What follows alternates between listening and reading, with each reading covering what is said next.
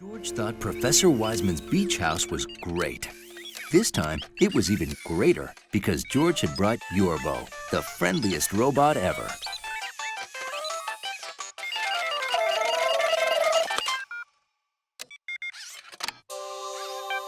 Searching, searching, searching. Item found.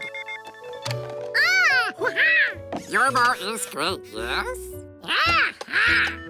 Yorbo's next job was to help George and the man with the yellow hat pack a lunch for the beach. No, not... Look out! Oh, sorry, George. I'm listening to an audiobook, The Slimy Sea Monster from the Sea. It's great and scary. George didn't understand how something could be great and scary. Thanks.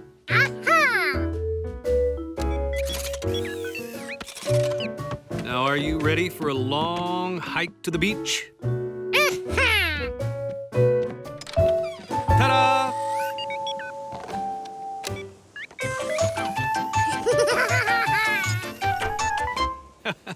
Oh, I hope we don't run into any slimy sea monsters. Ooh. Now, take the radio and switch it to AM. Okay. Then turn the knob all the way to the highest radio station number, but make sure you get static and not an actual station. Turn up the volume, then turn on the calculator and tape it to the radio. Fantastic. You see, the radio and calculator act as a magnet. When it finds things that would stick to a magnet, the radio beeps.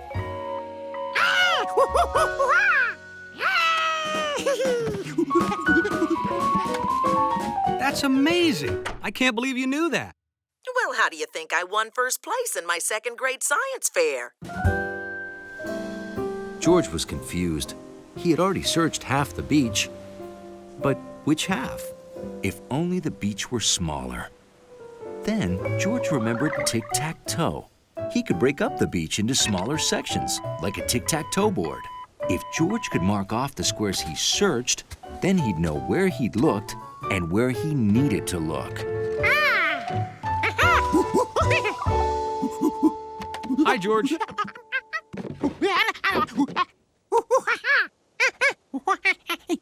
You want to make a grid to help you keep track of your search?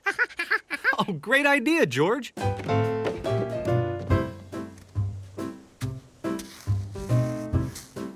All set. Let me know if you need anything. If George searched every square, then he'd be sure to find Yorbo. In square number 4, George found a trumpet. In square 6, George found a front grille to a '57 Cadillac.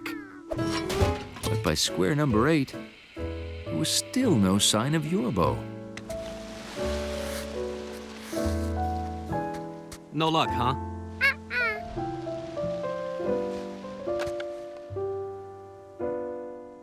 Yorbo had to be in this last square. He had to.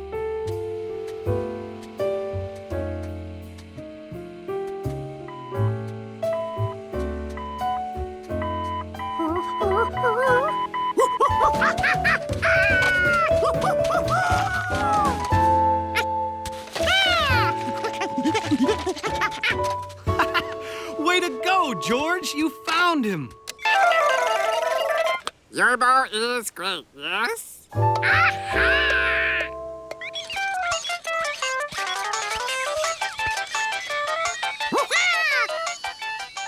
Have fun!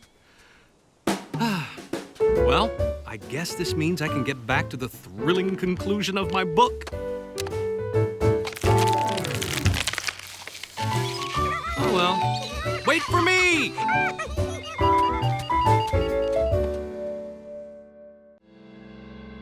On sunny, snowy days, No! George usually got up bright and early.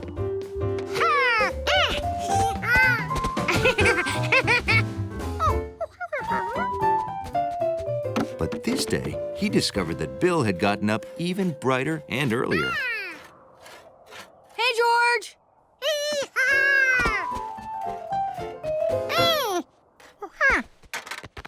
Snow blocks. I'm building a house out of snow, although the correct term is igloo. Yep.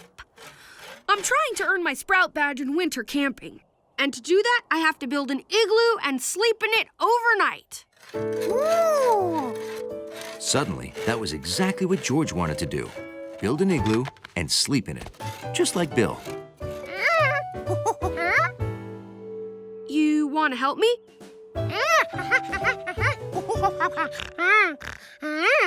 And sleep in the igloo, too? Why not? Let's get started.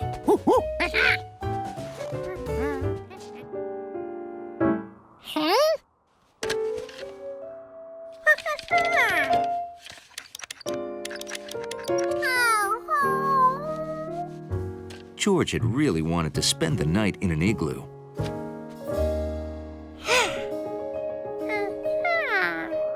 And maybe he still could. He could build his igloo right inside the house. A smaller igloo. It was nice and warm.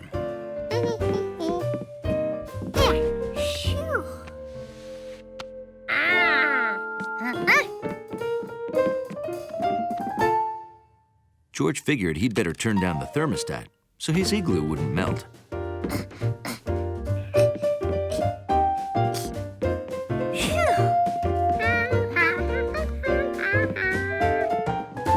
Oh, it's freezing.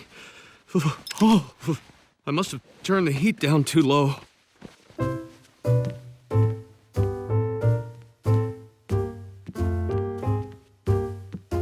Wow, the heat is off. No wonder it's so cold.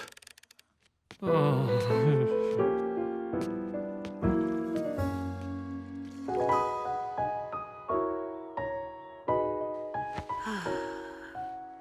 7 o'clock. The badge is mine. Ow!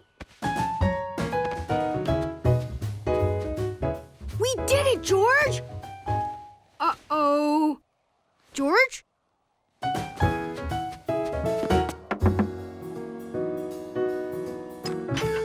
Oh, hi, Bill. Are you sitting down? No. Okay, I don't want to alarm you, but George is not in his igloo. Don't worry. He's probably upstairs and... What? Oh, boy. George!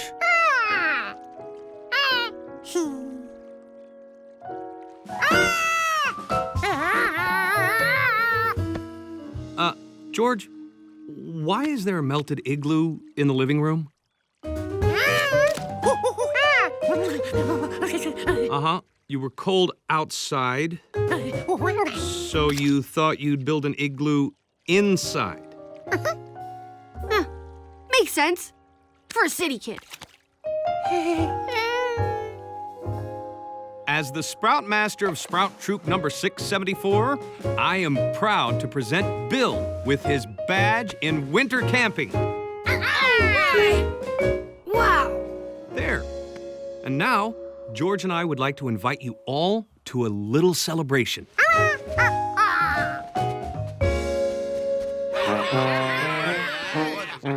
George's igloo might be too cold for sleeping, but it was just right for a party. Hey, George.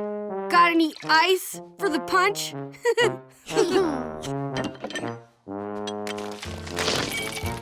Wow, thanks. And that was the start of the Monkey Igloo Social Club. Open every weekend until it melted in the spring.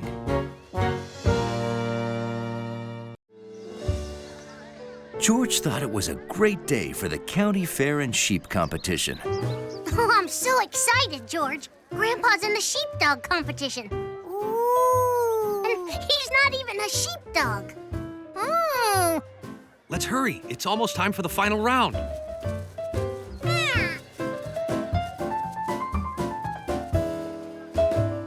It was hard for George and Allie to hurry at a spring fair. There were tractors to play on and prize-winning turnips to admire.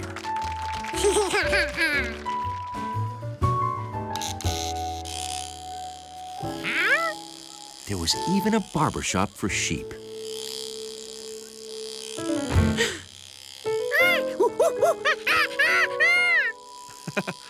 Don't worry, George. The sheep's hair will grow back. Besides, now that summer's coming, the sheep wants to get rid of that heavy coat.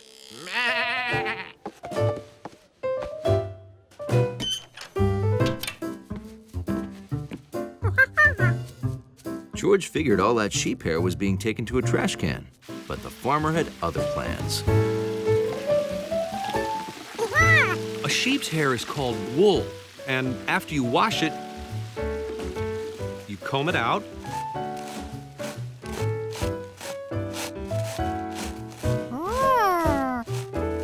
And dye it.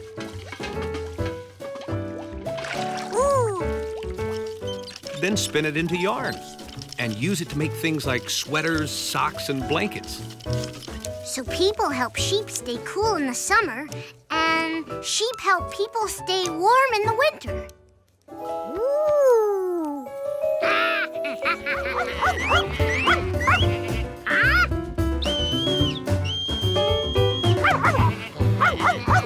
Wrong guess.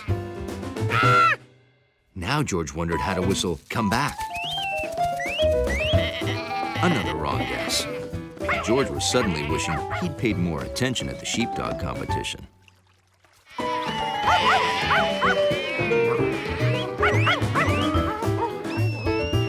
tried every whistle he could think of to get Bo to turn the sheep around. None of them was right. Been a slow day today.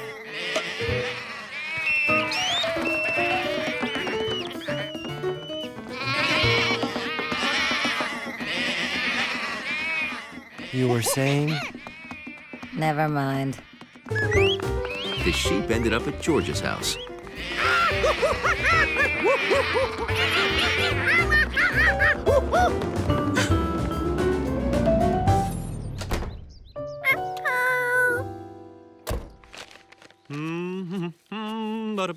Hi, George.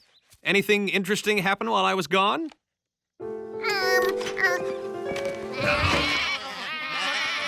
Oh, no. George?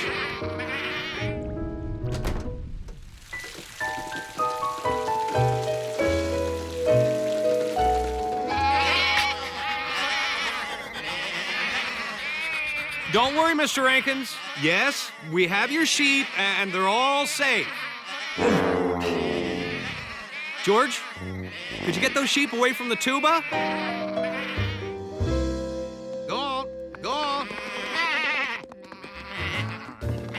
Boy, am I grateful. That storm blew a bunch of trees down in the pasture. If George hadn't found shelter for the sheep, they might have gotten hurt. Huh? You hear that, George? You're a hero, monkey. We went to a friend's to get a thank you gift. Allie knew just what you wanted. Wool! And lots of it. We can dye it any color you want. I'll teach you how to knit. You'll have a new scarf in no time. And that was how George not only made a new scarf for himself, but also one for the man with the yellow hat. A long scarf. And I think you picked the right color. Today was a busy day at George's apartment. Professor Wiseman was coming to dinner, and the man with the yellow hat wanted everything to be just right. I have an idea. Why don't I finish getting the apartment ready and you go to the store? Great. Let's make a list. Okay, I need carrots for my famous carrot cake.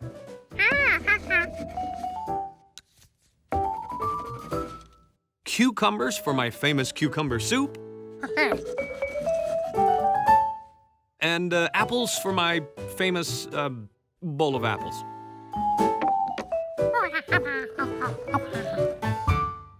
Here's a bag and some money, George, and have fun. Bye-bye. It is eggplant. So what did you put in the carrot cake?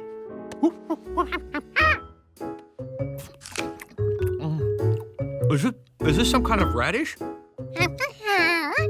Radish cake and eggplant soup and a smelly fruit bowl. Interesting. George couldn't understand it. How could something that tasted so good in the store taste so bad in the soup? I'm sure you could make a good soup with eggplant, but this was a recipe for cucumber soup. Well, we still have, 10 minutes. Oh well, I guess we should just order takeout. Huh? Ooh, yeah! Where are you going? George!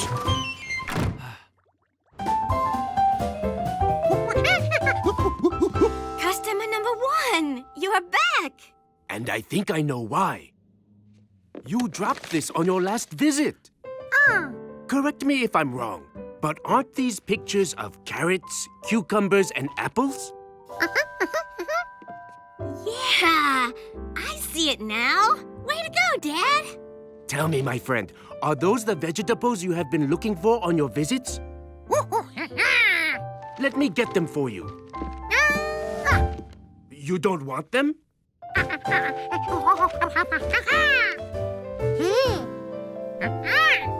Ah.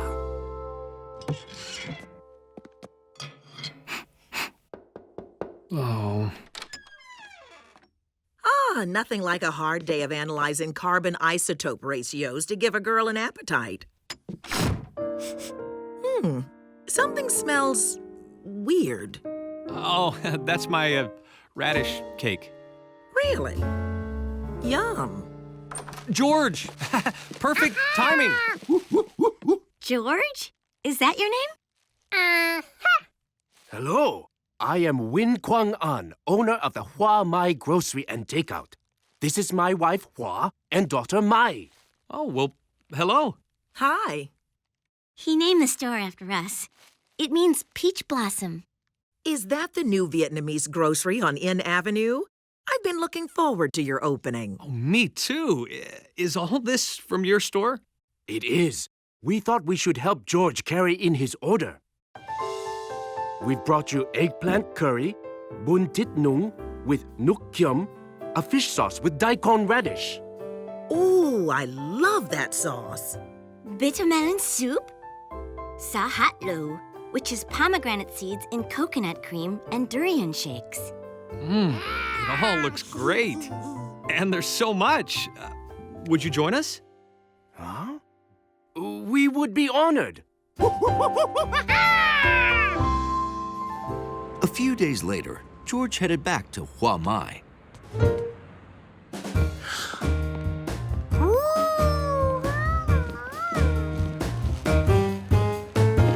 Here you go. Hi, look at all our takeout customers. Someone's been talking. Me! I told everyone I know about how great the food is, and I know a lot of people. Don't worry, George. You'll always be customer number 1.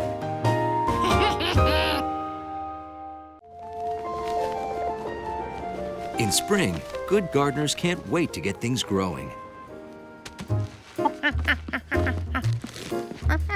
Need any more help? Okay. I have to go help Professor Wiseman design her new terrarium. Bye, George. George had his seed system set. First he dug a hole, then he planted some seeds, then he covered the hole.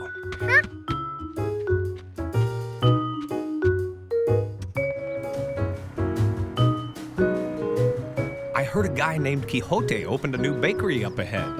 Hungry? It was the biggest pinwheel George had ever seen. Pretty neat, huh? It's a windmill. Ooh! Yup. It grinds my grain for me. Ah! Ooh! Let me show you how it works. When the wind blows, it pushes the sails, just like wind pushes a sailboat along the water. But since sails are attached to the mill, instead of moving forward, they spin around. Ooh! Some people use windmills to make electricity. Ah! I use mine to make flour and butter. Well, I'll be. What do you think, George? Ooh! That's the butter churner. Oh! Those stones grind the grain into flour for bread. Bread and butter go together like, well, bread and butter.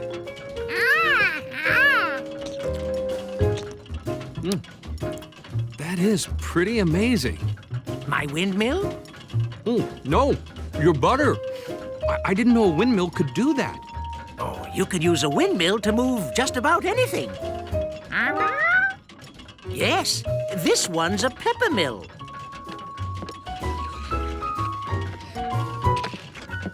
Achoo! Oh! Ah!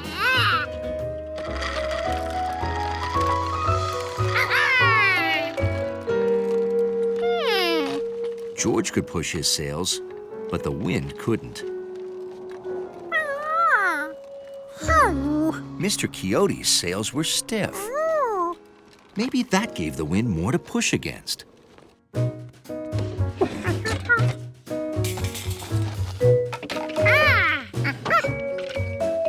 So George made his sails stiff.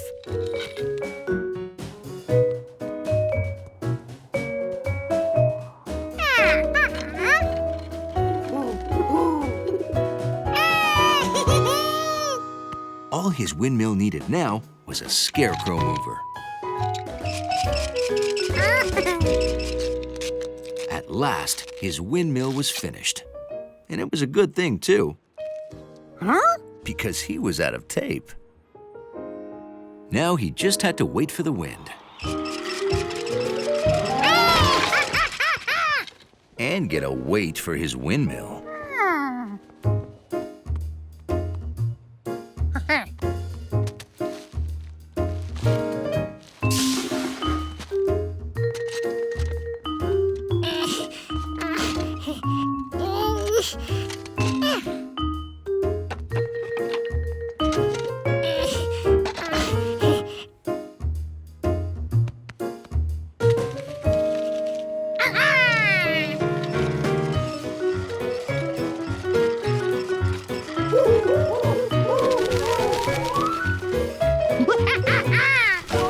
George had done it.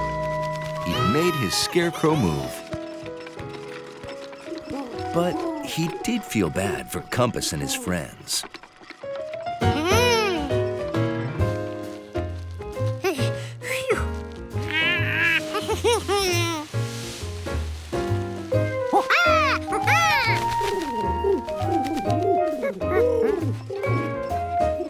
Now the pigeons could eat their food while George grew his.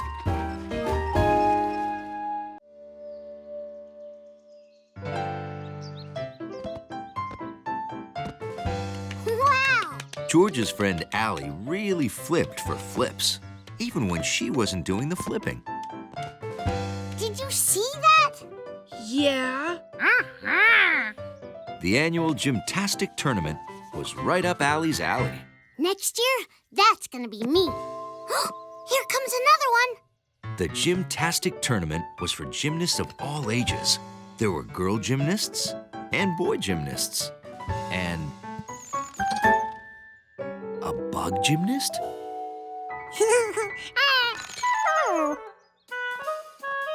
Next up is that bundle of dynamite. George? On the floor, Matt. Well, I mean the balance beam.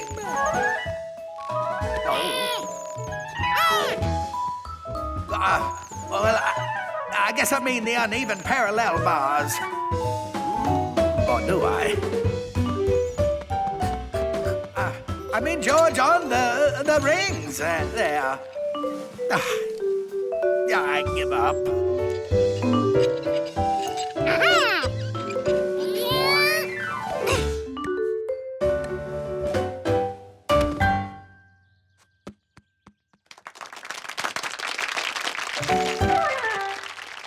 You! He didn't mean to disrupt things. You are a natural-born gymnast! You've got to come to my gymnastics class. You teach gymnastics? I want to come too. Me too. Really? Do you know how strong your arms have to be to do gymnastics? Imagine how far a guy could throw a newspaper. Oh, yeah. Fantastic! See you at the community center tomorrow for an introduction to the class. 3 o'clock. See ya.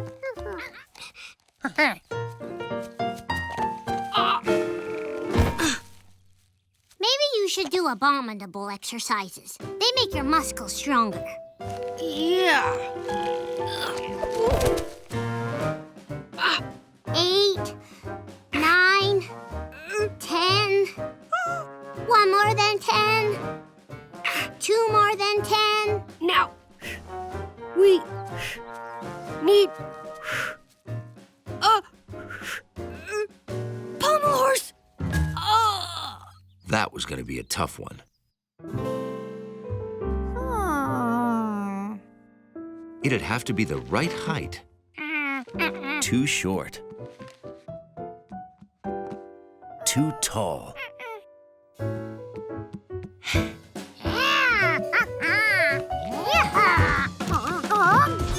And it shouldn't tilt.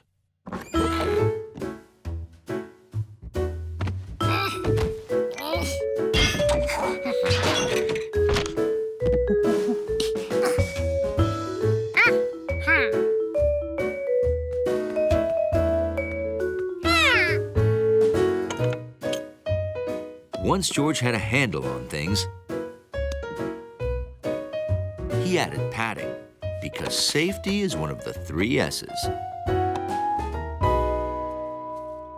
Yes! Way to go, George! Wow, you guys built this yourselves? Well, it was George's idea. He's pretty smart for a city kid. Yeah, and wait till Mrs. Somersault sees us next week. We're gonna be so gym-tastic. At the next class, George couldn't wait to show the teacher what they had learned.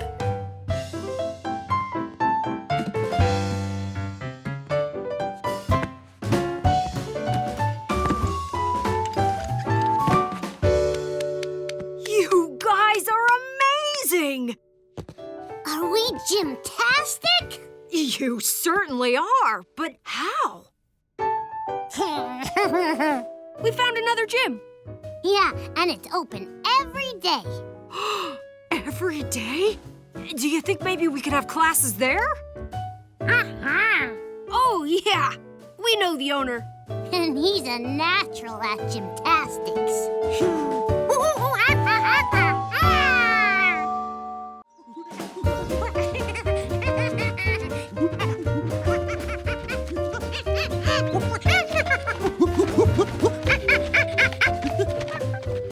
It was George's first spring day back in the country.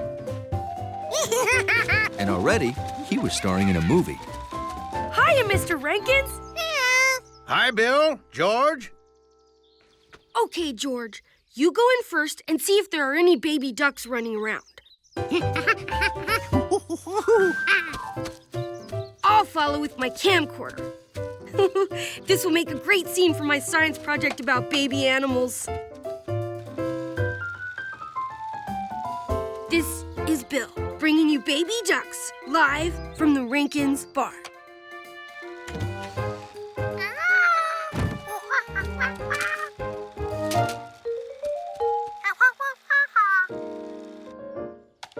Hey!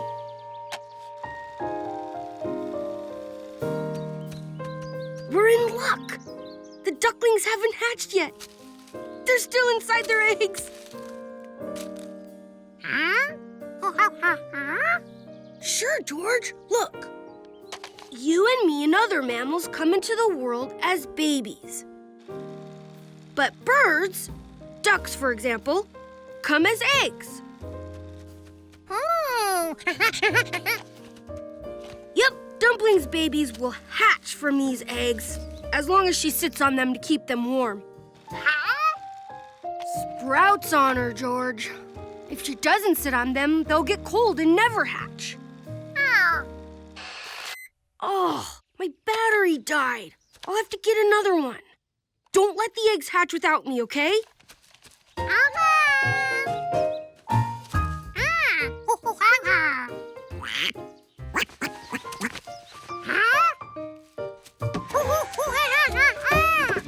Where was Dumpling going? She was supposed to be keeping her eggs warm.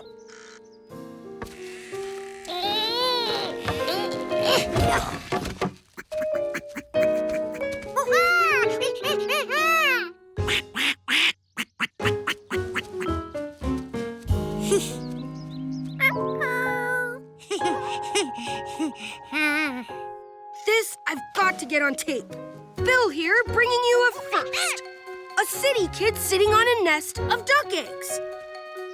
George, why are you sitting on a nest of duck eggs?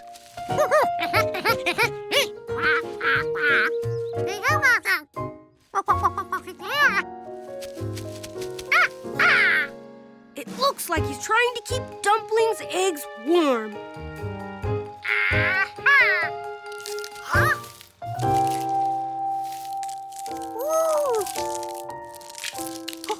Wow. I don't believe it. A duck is hatching right before my very eyes. On camera. Mr. and Mrs. Rankins, you don't want to miss this. Your ducks are hatching. We'll be right there. Hooray for the dumpling! Oh, I should get this on tape. You're watching Dumpling Duck saving her baby like only a mother duck can.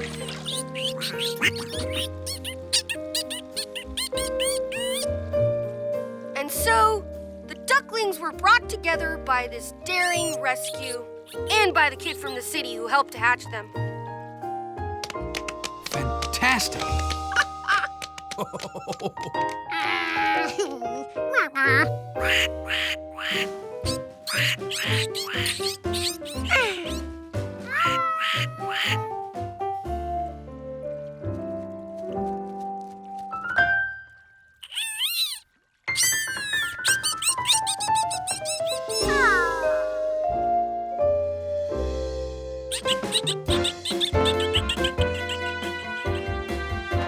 This is Bill and the City Kid. Bringing you one totally happy ending.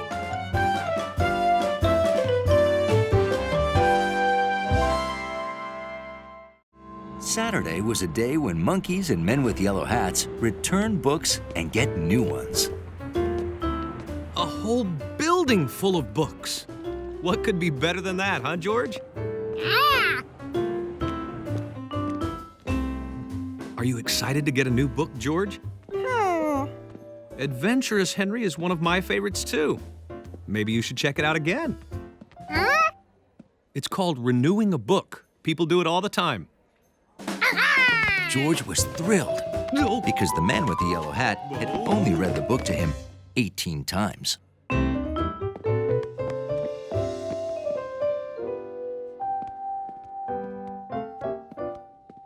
That's strange. I don't see the librarian. Mrs. Dewey? Huh. I'm right here. Oh, there you are. Sorry for the mess. My work keeps stacking up. George would like to renew a book, please.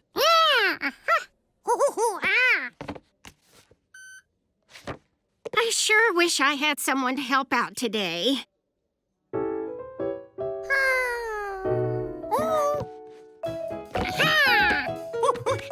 Something tells me George is available. That's stupendous. Thank you, George. George, I have some research to do. Will you be all right here by yourself? Well, then I'll be back in a few hours. Be a good little monkey librarian. George had fixed the library again.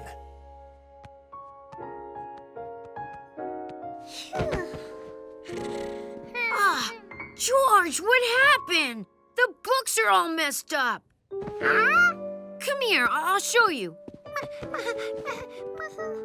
This is where all the outer space books are supposed to be, but instead you've got bunny books, train books, bug books, pink pony books. Where are all the outer space books? George tried to explain to Steve how he had organized all the books.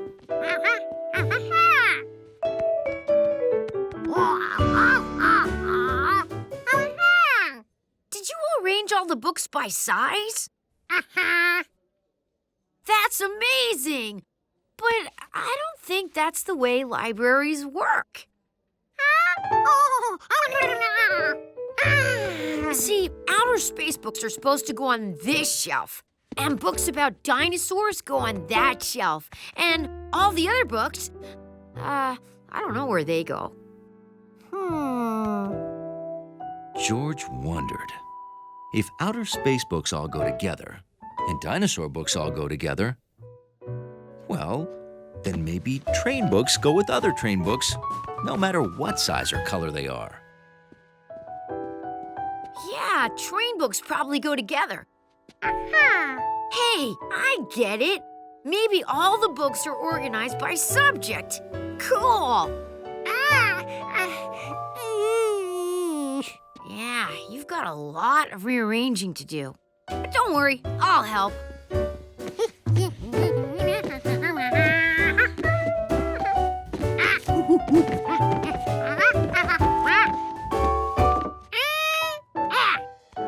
We did it! The books are back in the right order. Great job, you hairy librarian. I'm back, George. My, it looks neat as a pin in here. All the books are back where they should be, on the shelves according to their subject. Right? Well, mostly right. Books are typically arranged by subject, then by author alphabetically. Except storybooks. They go together by author. I'm sure I can put things right in no time. Great. Sounds like you did a great job, George. Hey, maybe you'd like to help out at the library every Saturday. Helping Mrs. Dewey was fun, but exhausting. Yoo-hoo, George!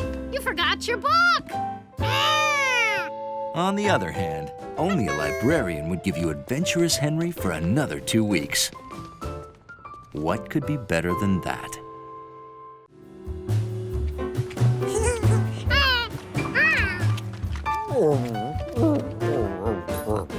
There are those who appreciate a clean lobby.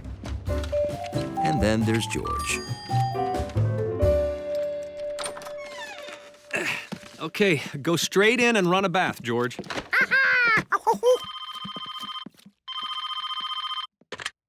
Hello? Oh, Professor Wiseman. Oh, yes, that does sound serious.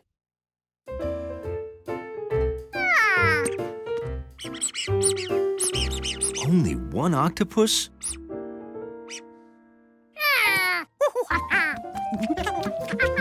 Hey, George? I have to go help Professor Wiseman. Don't forget about that bath. George decided that the best thing to do was to put all his toys in the tub. Hi, leave a message when you hear the... George? Hello? Is anyone there? I just wanted to make sure you saw that orange fly eye slipped under your door. We have to shut off all the water at 4 o'clock, which is... now! I'm going in.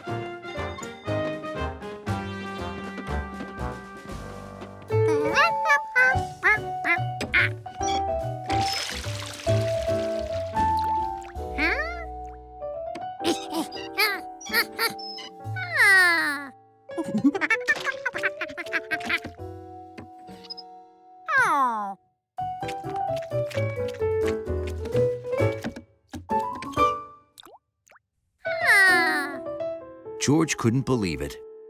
The apartment didn't have any water either. How was he ever going to get clean? Yep, to get to water, all you have to do is dig a well.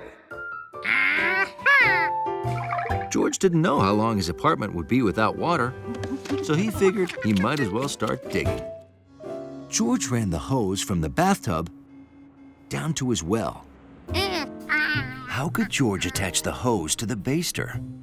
The water came into the baster from the bottom, so George needed some way to connect the hose to the side. Maybe this would work. With duct tape, anything was possible.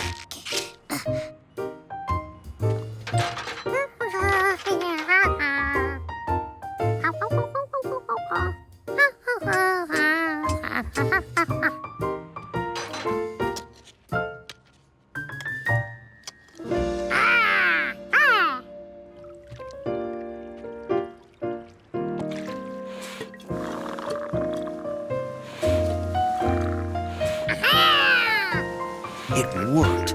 The water was going up the straw. At this rate, George would have his bathtub filled in no time. Except the well was out of water. George had to dig a deeper hole.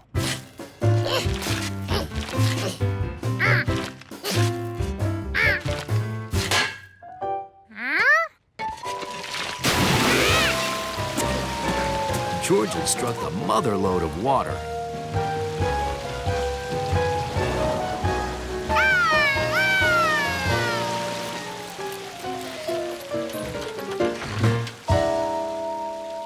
Water spurting up 20 feet in the middle of the city?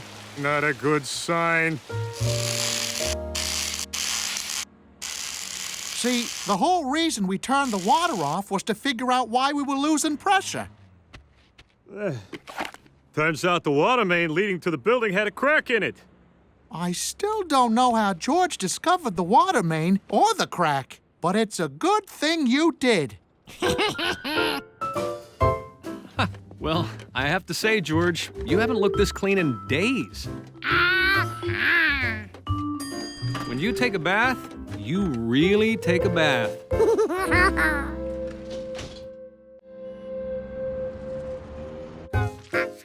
When the man with the yellow hat told George he was bringing home a wondrous animal called a chameleon, George decided to surprise it with a gift. Hi, George. That's terrific. It looks just like jade. Take a look.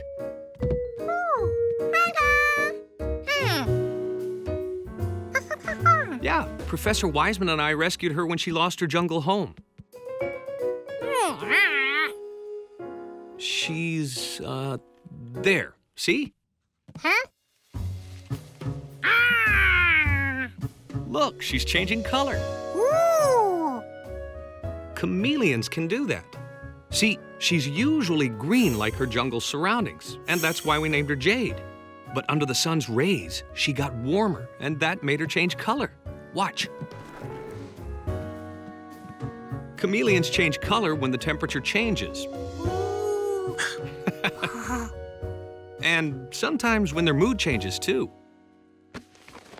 Anyway, today Jade will get a new home at the zoo. That is, if I can convince Dr. Chroma that she's the kind of rare chameleon he's been looking for. Oh. Yep. I've already prepared my speech. Now, I just need to pick up some posters. Hey, do you want to feed Jade while I'm gone? Oh, great. Her food's on the table. Just drop in a few pieces and she'll do the rest. Thanks, George. Bye-bye. George had left the cage open.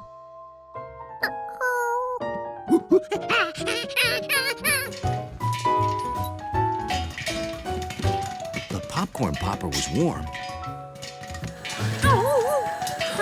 but Jade wasn't there. The vegetable barbecue also had heat, but it didn't have Jade.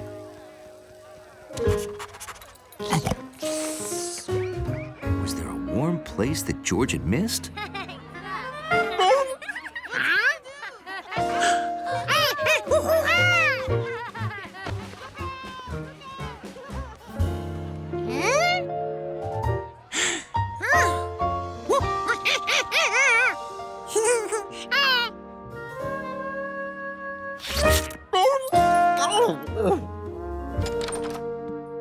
Now all George had to do was put Jade back in her cage. The cage was gone. That meant that the man had taken Squeaky to the zoo instead of Jade.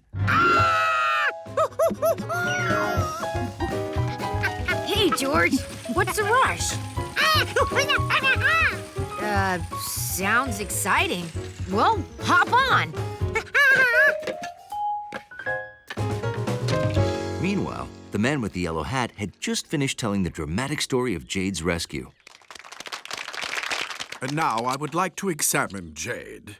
If she is the rare chameleon that you say, then, and only then, can she stay. Well, of course. Squeaky? What was that sound? What? The squeak? Oh, hey, let's all go to lunch, huh? I don't know about you, but I'm starving. The chameleon, please. Show me the chameleon. Oh, okay. George? Let me see. Well, it's... perhaps... Yes! This is the chameleon we've been hoping for! Oh, welcome, Jade, to the zoo.